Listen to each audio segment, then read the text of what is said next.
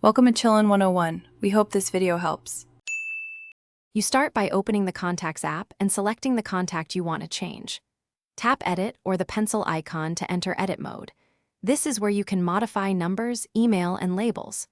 Once in, make sure sync is on so changes save to your account, and note which account, device, Google, or iCloud you're editing.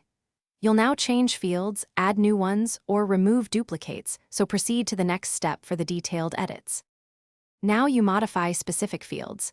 Change a phone number, correct the email, or edit the name. Tap a field to type.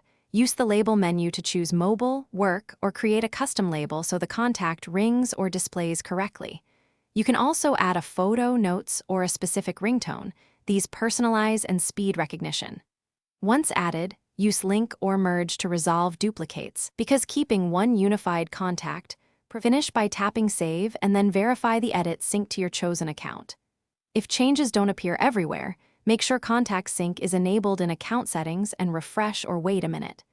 If duplicates or missing edits persist, clear cache for contacts, merge duplicates, or sign out and sign back into the account. If nothing helps, restore from the most recent backup. This recovers lost fields while preserving your corrected contact list. Thanks for watching. Consider subscribing if we helped you.